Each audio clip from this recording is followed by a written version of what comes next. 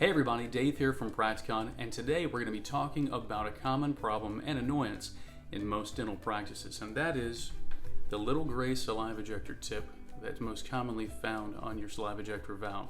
Now these are great for actually quickly and easily adding saliva ejectors to the valve itself, but the common problem is they come off way too easy. Whether you're working around the patient or whether you're just trying to remove the tip from the valve, they can come off and inadvertently get thrown away. Now, to solve this problem, Practicon, as well as our good friend Dr. Pike, have co-developed a product called LockOn.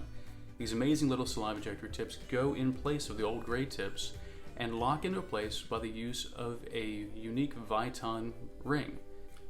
This added feature allows for more friction on the tip and holds any saliva ejector very securely. Now, it also works great for larger suction products like our mirror vac. LockOn saliva ejector tips are fully autoclavable and come in a 3-pack. Additional Viton rings are included in the package, so you don't have to worry if you do lose one. For more information about the LockOn saliva ejector tips or any of our other great products, please visit us at Practicon.com or give us a call, 800-959-9505. For Practicon's Product Spotlight, I'm David Brown. Thanks for watching.